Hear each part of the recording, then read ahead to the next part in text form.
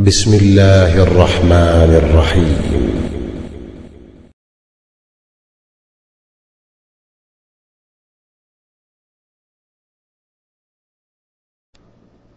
بسم الله الحمد لله والصلاة والسلام على رسول الله وعلى آله وصحبه أجمعين. أما بعد. Recently we've seen people spread articles from bloggers and fictional story writers giving fatwas from their own selves regarding the permissibility of writing fictional material. And by fictional material, I mean stories with heroes and villains, things that did not actually take place. Invented stories, fictional stories. Why have we turned away from our scholars? Why have we turned away from the usul, the foundations in our religion? From the very first foundations and basic foundations of Islam is honesty and truthfulness and shunning lying in all of its forms. And our Prophet ﷺ was sent to a people. Understand this. He was sent to a people who are not known for lying. And that if someone became known for lying, and I mean amongst the mushrikeen, amongst the polytheists, the enemies of Islam, if they became known for lying, they would be shunned and disgraced by their people. And the Prophet Muhammad ﷺ was sent to them to call them to Islam. And from the words that he said, from the many admonitions that he gave the people, was his statement sallallahu alayhi wasallam, alaykum bis-sidq, fa inna sidqa yahdi ila al-birr, wa inna al-birra yahdi ila al-jannah, wa ma yazalu ar-rajulu yasduqu wa yataharra as-sidqa hatta yuktaba 'inda Allahi siddiqa. Upon you is to be honest and truthful, for verily honesty leads to piety, and piety leads to paradise. One of you will go on telling the truth and trying his best to always tell the truth in every situation, until he's written down by Allah Ta'ala as a devoutly truthful person, as a siddiq.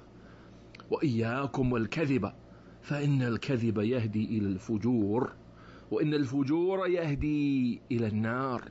And I warn you against lying, because lying leads to fujur, sinful behavior. And this fujur, this sinful behavior, leads to the hellfire. وَمَا يَزَالُ الرَّجُلُ يَكْذِبُ وَيَتَحَرَّى الْكَذِبَ حَتَّى يُكْتَبَ عِنْدَ اللَّهِ كَذَّابًا. And a man will go on lying and seeking out opportunities to lie until he's written down with Allah as a kadhab, as a liar. We seek Allah Ta'ala's protection and refuge from such an evil consequence of such an evil deed. The deen of Islam, from its beginning to its end, enjoins honesty and truthfulness on every Muslim. That is from the most basic of usul, from the most basic foundations of the religion of Islam, is honesty and truthfulness. Honesty between the servant and his Lord. Honesty between the servant and the other servants, the other beings, the other people. Honesty in business. Honesty in personal relationships. Honesty in every relationship. That's the deen of Allah. Honesty. We find individuals today who seek to justify lies in various forms. Guess what? A comedian who tells lies, he has a whole rational argument of why his jokes are halal and why it's halal to listen to him. And he's got a whole bunch of words, philosophy, theology. He's got a whole bunch of Fataaawa to explain how he can be a professional comedian telling lies as jokes.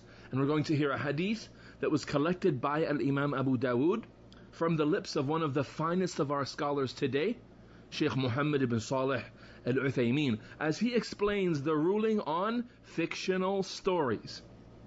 Fictional stories that people read to be entertained with. Let us listen to his words, and let us stop turning to the bloggers and the fictional story writers themselves to allow them to justify their haram actions and their haram lifestyles and their haram income, let us stop turning to them, as they are not people of fatwa. They are not people with knowledge of the deen. They are sinful people trying to justify their sinfulness. Fear Allah, Muslims. And when it comes to rulings in your religion, you turn back to Allah and His Messenger sallallahu alaihi wasallam, the Sahaba, the Tabi'een, and the well-known and recognized scholars of the deen. And you don't put your deen in the hands of a blogger, a storyteller, a comedian, or a fictional story writer to allow them to justify their sinfulness.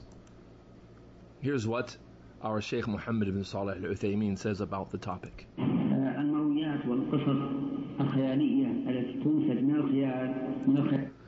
The fictional stories and narrations and accounts of things that have happened that are made up, and they have no foundation, meaning they're not really things that happened. They're just invented stories. They enter into, or they are considered to be a part of what the Messenger sallallahu alaihi wasallam was referring to when he said,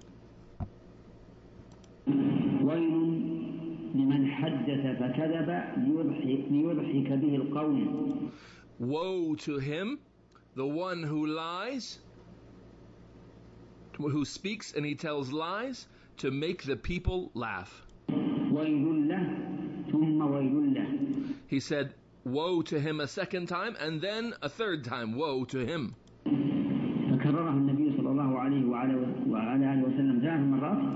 So the Prophet sallallahu alaihi wasallam repeated this statement 3 times. May Allah raise his rank and grant him and his family and followers peace.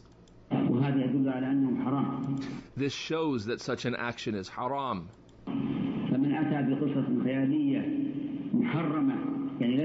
For the person who comes and he brings forth, he writes a fictional story that is haram, is not something that really happened, and he just wants to make people laugh because of that, he is a sinful person, and he is subject to the threat mentioned in this hadith, and refuge is sought with Allah.